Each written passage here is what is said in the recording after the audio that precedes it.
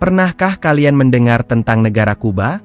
Negara kecil di kawasan Karibia ini dikenal dunia bukan hanya karena keindahan alamnya, tetapi juga karena sejarahnya yang penuh gejolak serta tokoh-tokoh legendarisnya.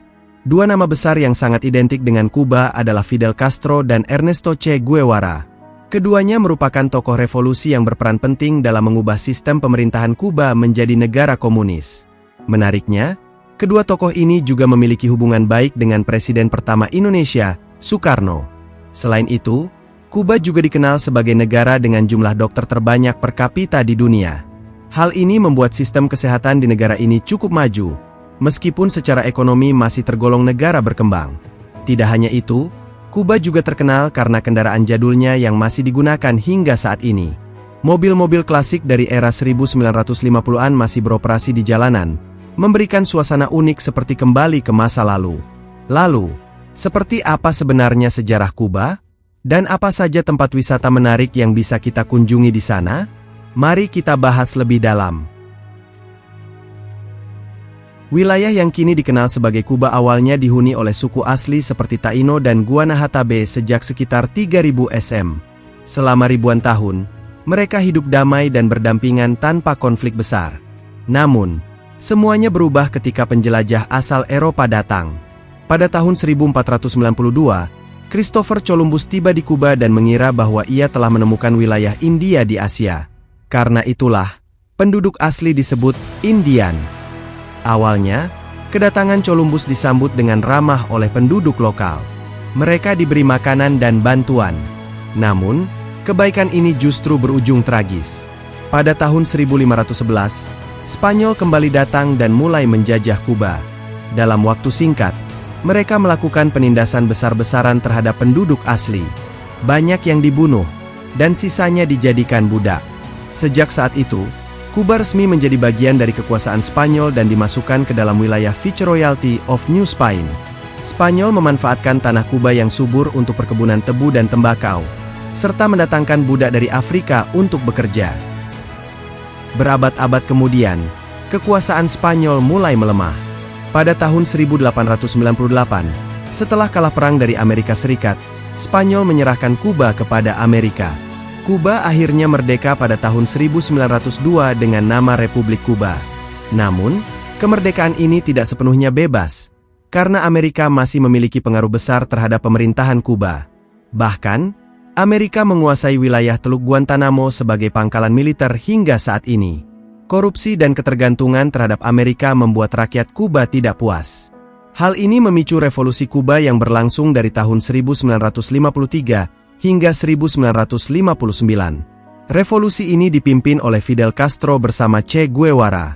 Setelah berhasil menggulingkan pemerintahan lama, Fidel Castro menjadi pemimpin Kuba dan mengubah sistem negara menjadi komunis. Akibatnya, hubungan dengan Amerika Serikat memburuk dan memicu embargo ekonomi yang berlangsung hingga sekarang. Embargo ini sangat mempengaruhi perkembangan ekonomi Kuba secara geografis. Kuba adalah negara kepulauan yang terdiri dari lebih dari 4.000 pulau kecil. Negara ini terletak di Laut Karibia dan memiliki posisi strategis di antara Amerika Utara dan Amerika Selatan. Kuba memiliki ibu kota Havana, yang juga menjadi pusat budaya dan pariwisata. Kota ini terkenal dengan arsitektur kolonialnya yang masih terjaga. Dengan jumlah penduduk sekitar 11 juta jiwa, Kuba memiliki keberagaman etnis dan budaya. Bahasa resmi yang digunakan adalah bahasa Spanyol, meskipun sebagian masyarakat juga menggunakan bahasa Inggris. Dari segi ekonomi, Kuba mengandalkan sektor seperti pertambangan nikel, minyak, pertanian, dan pariwisata. Produk khas seperti cerutu Kuba juga terkenal hingga ke seluruh dunia. Meskipun gaji rata-rata tergolong rendah, sistem kesehatan dan pendidikan di Kuba termasuk yang terbaik di kawasan tersebut. Salah satu hal paling unik dari Kuba adalah kendaraan jadul yang masih digunakan hingga sekarang. Mobil-mobil klasik dari era 1950-an tetap berjalan di jalanan Havana. Hal ini terjadi karena embargo ekonomi dari Amerika Serikat yang membatasi impor barang, termasuk kendaraan. Akibatnya, masyarakat Kuba harus mempertahankan dan memperbaiki mobil lama agar tetap bisa digunakan. Selain itu, mobil baru di Kuba sangat mahal dan sulit didapatkan. Karena itu, kendaraan modern biasanya hanya digunakan oleh pemerintah atau sektor tertentu saja. Namun justru inilah yang menjadi daya tarik wisata Kuba. Banyak wisatawan datang hanya untuk melihat dan merasakan pengalaman naik mobil klasik yang ikonik.